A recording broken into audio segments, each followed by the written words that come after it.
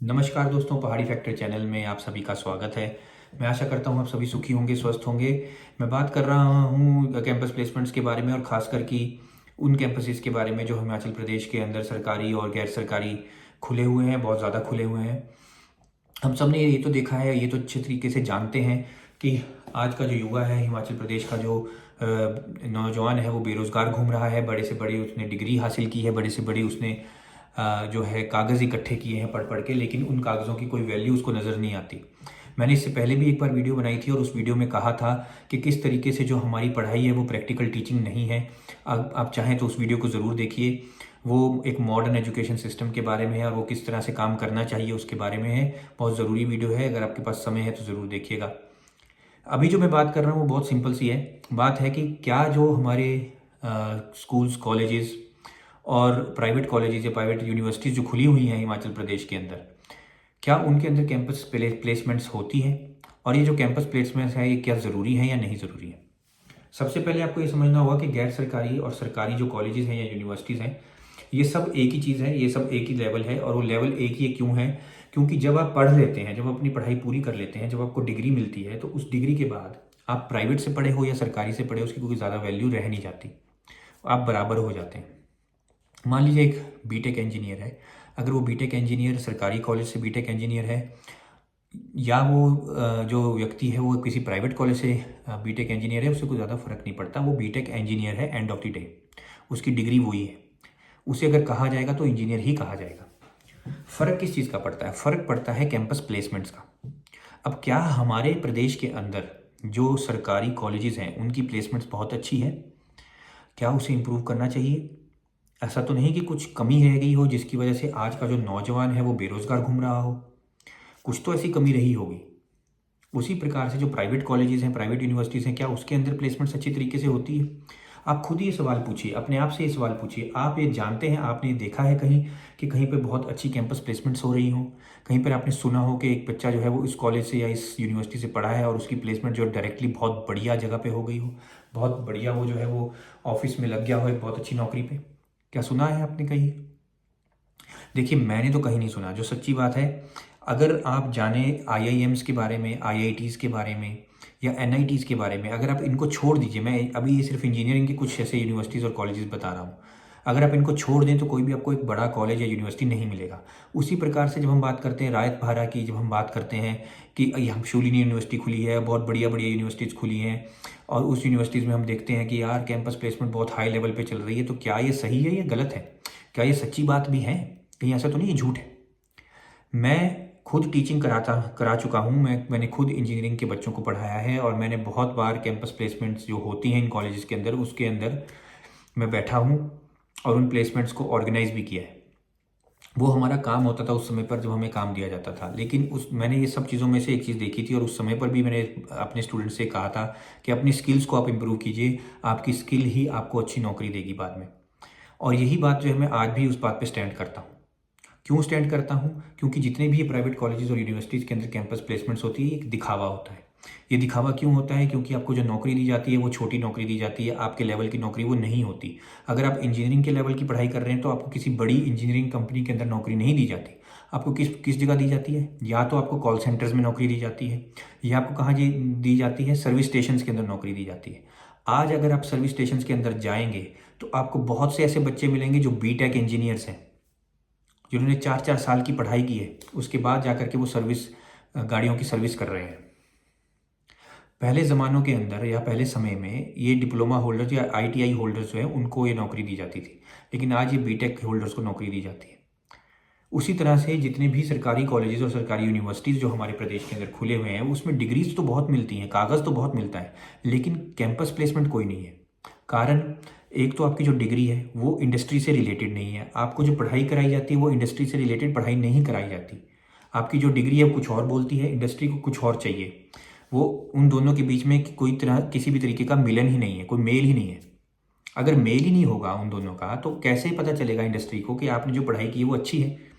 अब इंडस्ट्री को क्या लगता है? इंडस्ट्री को ये लगता है कि ये जो पढ़ाई है ये तो मेरे काम की ही नहीं है, ये जो डिग्री है मेरे काम की नहीं है, मुझे तो उसको ट्रेनिंग देनी पड़ेगी, तो मेरा तो खर्चा होगा इसको ट्रेन करने में, तो मैं इसको नौकरी क्यों दूँ, इसको मैं ज़्यादा पैसे क्यों दूँ? क्यों ना मैं किसी सस्ते आदमी को रख लूँ, क्यों ना मैं किसी ITI होल्डर को रख लूँ, क्यों ना मैं किसी डिप्लोमा होल्डर को रख लूँ।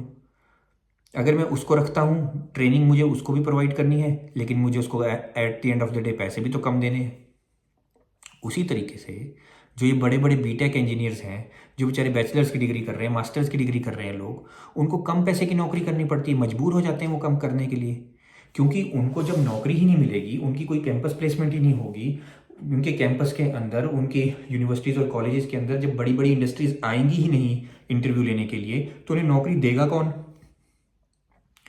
फिर कोई प्रैक्टिकल टीचिंग नहीं है, ना इन कॉलेजेस के अंदर, ना इन यूनिवर्सिटीज़ के अंदर कोई प्रैक्टिकल टीचिंग नहीं आपसे कराई जाती। अगर मैं आपसे पूछूंगा आपने कौन सा मेजर प्रोजेक्ट किया है अपनी अपनी पढ़ाई के अंदर, कोई भी व्यक्ति हो जो मेरी वीडियो देख रहा है, वो मुझे ये बताए कि आपने बैचलर्स डिग्री में और मास्टर्स डिग्री में कौन सा ऐसा मेजर प्रोजेक्ट किया था जो किसी इंडस्ट्री के साथ टाई अप था। कौन सा ऐसा प्रोजेक्ट आपने किया था जिसकी एप्लीकेशन इंडस्ट्री के अंदर हुई हो। कौन सा आपने ऐसा प्रोजेक्ट किया था जिससे किसी इंडस्ट्री की कोई मदद हुई हो। आपको एक भी ऐसा काम नहीं मिलेगा अपनी यूनिवर्सिटी में, अपने कॉलेज के अंदर, जो आपने किया हो जो डायरेक्टली किसी इंडस्ट्री में एप्लीकेबल हो। तो जब आप कोई ऐसा काम भी नहीं करेंगे तो आपके पास कोई एक्सपीरियंस भी नहीं होगा। आपका जो CV है बिल्कुल ब्लैंक होगा। CV में क्या होगा? आपका नाम होगा, आपने कौन सी डिग्री की है वो होगा, आप एक मेजर प्रोजेक्ट लिखोगे जो आप बिल्कुल अपना बना के लिखोगे, और उनको पता चल जाएगा, इंटरव्यू लेते ही उनको पता चल जाएगा कि आपने कोई काम नहीं किया हुआ, आपके पास कोई एक्सपीरियंस नहीं है, कोई प्रैक्टिकल नॉलेज नहीं है। अगर आपसे कोई पूछे कि आपने कौन से एक्सपेरिमेंट्स किए, आपने कौन सी टेक्निक्स को यूज़ किया, आपने कौन सी इक्विपमेंट्स यूज़ किए, आपको वो भी पता नहीं है, क्योंकि आपने कभी वो देखे ही नहीं।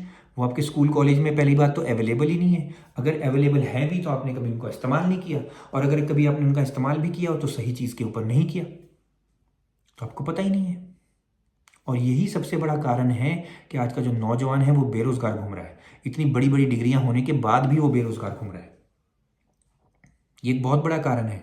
उसके अलावा और भी बहुत सारे कारण हैं, लेकिन उसके साथ साथ ये एक बहुत बड़ा कारण है। सरकारों ने क्या किया?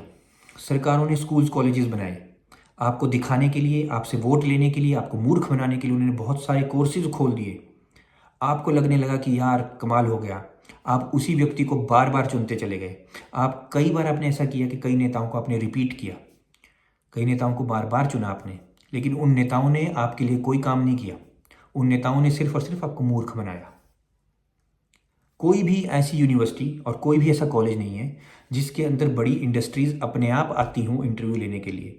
कोई मुझे बच्चा ये नहीं कह सकता कि हम जब अपने फाइनल ईयर में होते हैं, जब अपनी एजुकेशन के लास्ट टाइम पे होते हैं, तो हमें ये पता होता है कि हम इसे ख़त्म करने के बाद कहाँ नौकरी करेंगे।